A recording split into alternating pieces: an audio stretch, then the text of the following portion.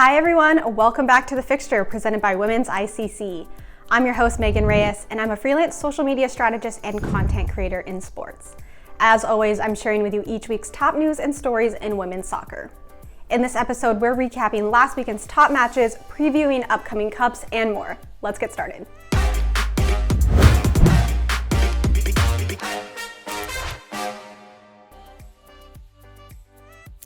There were some marquee matches last weekend in the WSL if you missed them, including both Northwest London and Manchester derbies. After an entertaining 90 minutes, Arsenal and Chelsea ended scoreless, to a lot of people's surprise. But the lack of goals does not mean the match was without drama. The main storyline will be whether or not Chelsea should have been awarded a late penalty from a Leah Williamson handball. The shared points means the title race in the league remains very tight, with Arsenal only 2 points ahead of Chelsea. This one might come down to the last day of the season, y'all. And Manchester is blue after last weekend's Manchester derby. City remained in control most of the match, and an 81st minute goal from Carolyn Weir put them on top. No, that is not deja vu you're experiencing. Her goal is strikingly similar to the same one she scored last year against United. United and City are now 4th and 5th respectively in the WSL. Checking in on France, Lyon and PSG are still both on unbeaten streaks in the D1 Arkema, and only 3 points separate them at the top of the table. Lyon had another emphatic performance with an 8-0 victory over Sueyo, including a hat-trick from Otta Hegerberg and a brace from Caterina Macario.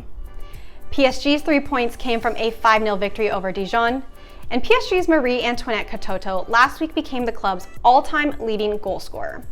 This past weekend, she scored her second brace in a row.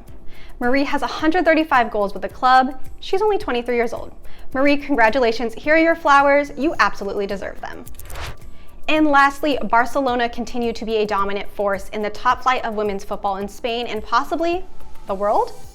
Last weekend's 3-0 win over Athletic Club makes it 22 in a row for the club.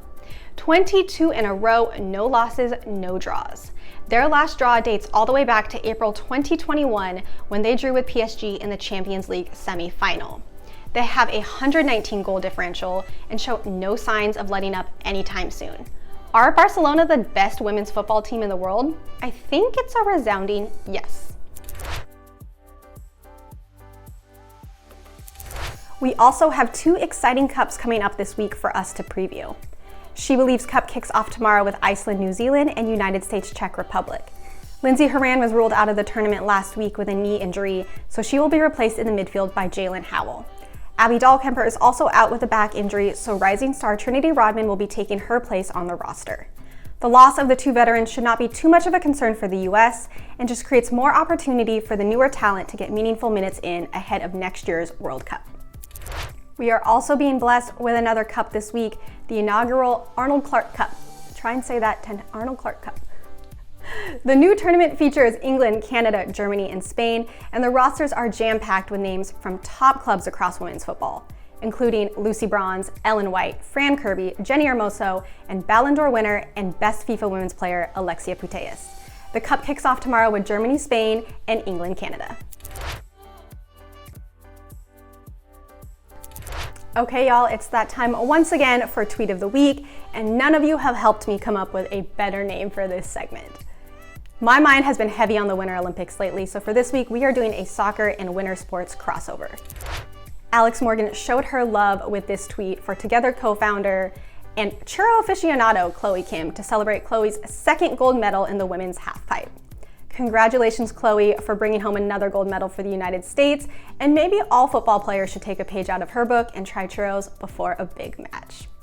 Okay, everyone, that's what I have for this week. Thank you for always kicking it with me here on The Fixture.